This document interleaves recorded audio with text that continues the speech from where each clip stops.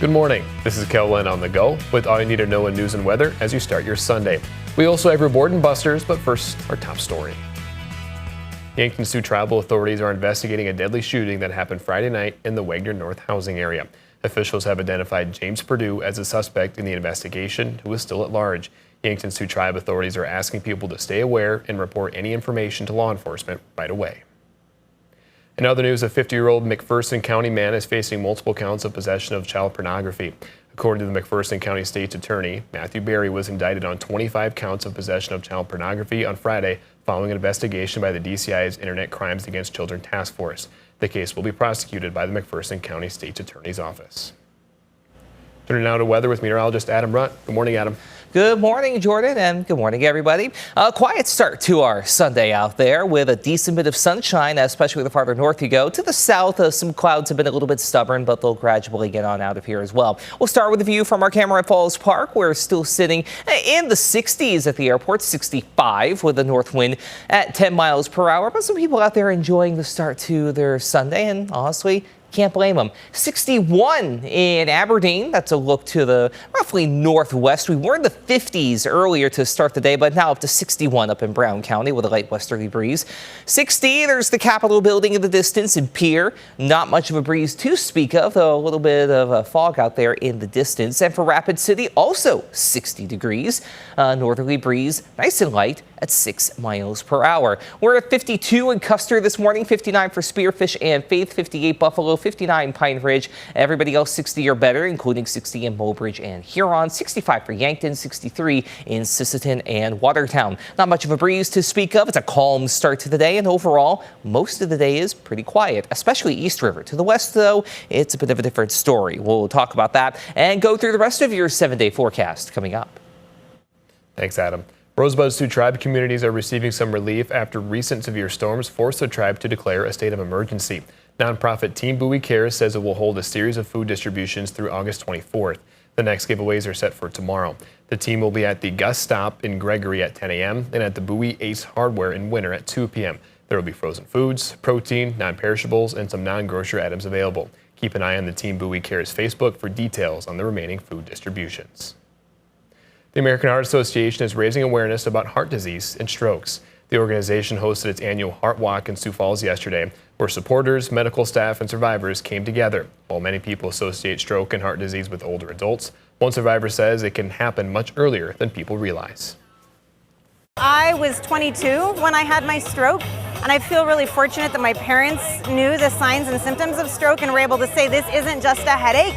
We think you're having a stroke, and took me to the hospital. ProCop hopes events like the Heart Walk will help educate people about heart health and prevent stroke and cardiovascular disease. The 86th Sturgis Motorcycle Rally is wrapping up this weekend, and so far turnout numbers appear lower compared to previous years. Heading into this weekend, officials say numbers were down about 10% compared to the 5-year average from the 81st rally to last year's. And then we know the tradition of after a rally or after a 5 or a 0 year, things are going to be down. You know, it's an awesome event. It does a lot for the state of South Dakota, for our community, and you know, we're just happy to host. The 86th Sturgis Motorcycle Rally will officially end today. We'll jump back in time to the 1860s for Canton's Civil War days. Watch people reenact the war. Programming starts at 8:30 a.m. at Forest Hill Cemetery. It's Championship Sunday at the State Baseball Amateur Tournaments at Cadwell Park in Mitchell. The Class A title game is at noon between the Harrisburg Woodies and the Renner Monarchs. And the Class B championship game will feature the Alexandria Angels and the Clark Traders. That game is scheduled for 2 p.m. Head to Two Little Bees Family Farm near Garrettson for You Pick Flowers. For $25 per cup, take home your favorite flowers. There will also be local vendors, coffee, and music. The event goes from 4:30 p.m. until 8. It's opening weekend for the Heartland Country Corn Maze near Harrisburg. Today's hours are from noon until 5 p.m. Admission is $9. Kids ages 5 through 10 are $6, and kids 4 and under are free. If you're hungry, go to the South Dakota Military Heritage Alliance in Sioux Falls for an all-you-can-eat pancake breakfast that runs from 8:30 a.m. to noon. It's $8 for adults and $2 for children. There will also be a lamb chislic feed from 3 p.m. to 6 p.m. It's $8, but $9 with fries.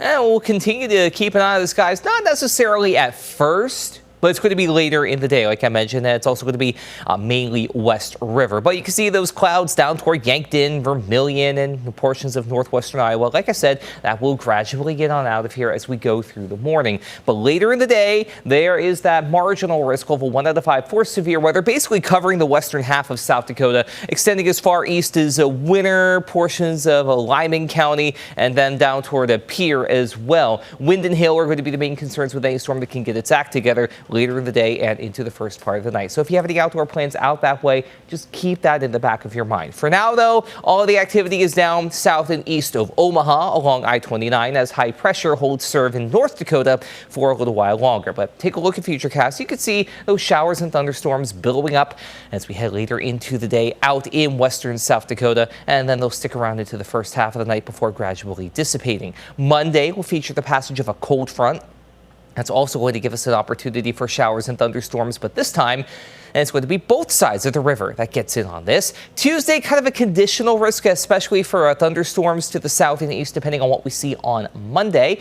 And then we'll also get a couple more showers, maybe a rumble of thunder or two Tuesday night into Wednesday. From there, it's basically a daily chance for rain. Some days we're going to have better opportunities than others. You can see Wednesday into Thursday as a prime example of that. Thursday night, East River could get a little more rain. Friday, some scattered showers here and there, especially toward the Nebraska border. Then we try to quiet down as we head toward the weekend and then the first portion of next week, beyond a couple of, again, scattered showers and the occasional thunderstorm as we head toward the tail end of August. Now, I want to circle back to Monday and Tuesday. Monday, we have that slight risk level 2 out of 5 in yellow and a marginal risk level 1 in green. Wind and hail are the main concerns. To the south and east, though, an isolated tornado cannot be completely ruled out.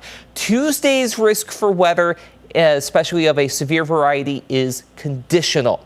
If we can continue to try and get the atmosphere to kind of reload, for lack of better terms, then yeah, we'll have that marginal risk in green near and south of I-90 and the slight risk for extreme southeastern portions of KELOLAND. But we'll put a pin in that. We'll revisit it and we'll keep an eye on things over the next 12 to 24 hours. Today, though, we're looking at highs on either side of 80 in southeastern KELOLAND. We'll call it partly cloudy overall, but we're going to continue to clear out as we go through the morning. Up in northeastern KELOLAND, we stay pretty quiet, pretty sunny as well, around 80 for a high.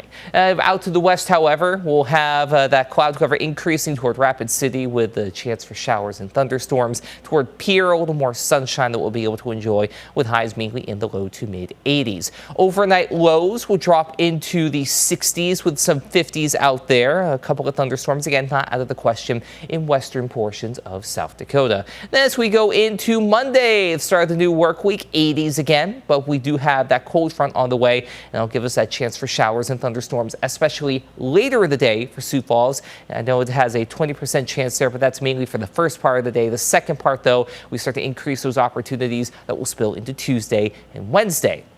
Also worth noting, we do get back into the mid-80s by the end of the week. For Aberdeen, 82 today and sunny, but then we do have those showers and thunderstorms really through most of the upcoming work week. And outside of Wednesday, 78, it is 80 or better, including mid-80s by the end of the week.